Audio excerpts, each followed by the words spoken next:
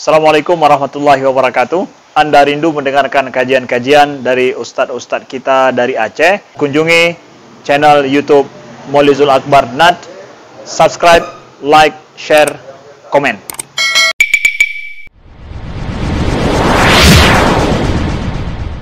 Tidak ada yang mengingkari bahwa bulan Rajab ini termasuk bulan-bulan yang haram.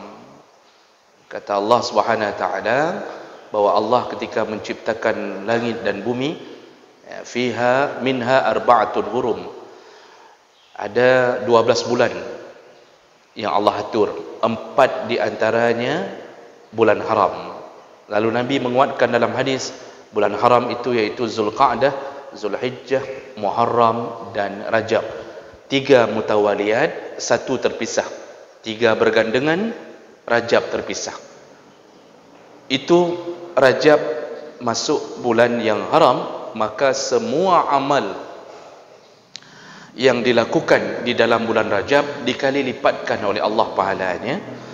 Semua dosa, kata Ibnu Abbas, semua dosa maksiat yang dilakukan di bulan Rajab dikali lipatkan dosanya. Jadi maksud bulan haram itu dalam tafsir dan syarah hadis, itu bulan yang dilarang melakukan peperangan masa Nabi. Tidak boleh lakukan di bulan itu. Yang mau perang, pending. Di situ semua menjadi mulia. Kalau begitu, apa yang harus kita lakukan? Semua amal soleh ditingkatkan dalam bulan ini, Pak. Namun, adakah suruhan untuk melakukan puasa khusus bulan Rajab?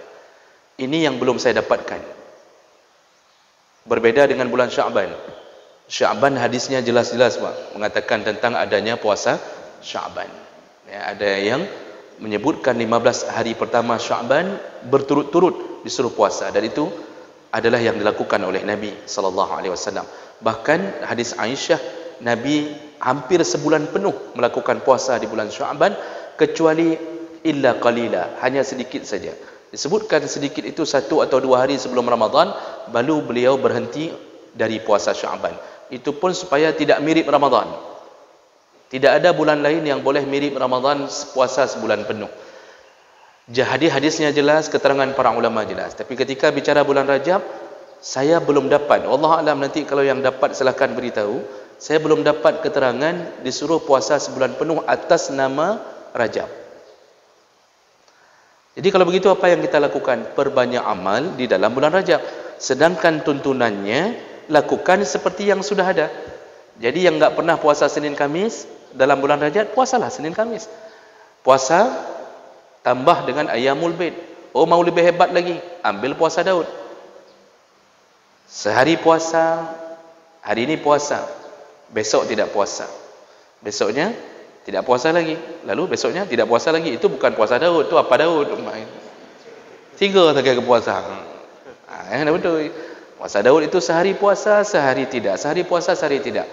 Nah, kalau sudah ngambil puasa Daud, pandangan jumhur ulama, puasa lain ditinggalkan. Karena itu sebaik-baik puasa. Jadi enggak usah peduli lagi selangan Senin Kamis, Senin enggak usah peduli. Ambil saja selang-selangnya. Dapat pahala berkali lipat. Memuliakan bulan haram. Rasulullah mengatakan, inna afdalas siyam ba'da Ramadan syahrullahil muharram. Sebaik-baik puasa setelah Ramadan adalah bulan-bulan yang haram, termasuk Rajab. Namun kalau ditanya, adakah niat puasa Rajab sebulan penuh? Saya belum dapat keterangan yang menyuruh seperti itu. Masalah kemudian di WA, Facebook, mulai dari tadi malam itu, Pak, berterbangan itu. Dalam WA, siapa yang puasa hari pertama, kedua dan ketiga dapat pahala seperti melakukan puasa 70 tahun. Padahal bukan 70 tahun ada 70 tahun, Pak. Itu semua keterangan dari hadis-hadis palsu, Pak. Dan yang menyebarkannya hati-hati. Rasulullah mengatakan, man kazzaba alayya muta'ammidan falyatabawwa maq'adahu minan nar. Barang siapa yang berbohong di atas hadis-hadisku, jadi sebutnya dari Rasulullah, padahal enggak ada hadis itu, siap-siap duduk di dalam api neraka. Jadi jangan asal share, Pak. Tanya dulu, ini betul atau tidak. Jangan menge-share sesuatu yang palsu, karena kita telah menipu di atas Nabi SAW. Jadi kalau mau puasa silahkan. Perbanyak sedekah, Pak. Ini perbanyak sedekah bulan Rajab. Seluruhnya dikali lipatkan pahala oleh Allah. Namun kalau ditanya puasa khusus, saya tidak dapat keterangan. Wallahu alam. Yang dapat silakan beritahu biar menambah ilmu bagi kita semuanya.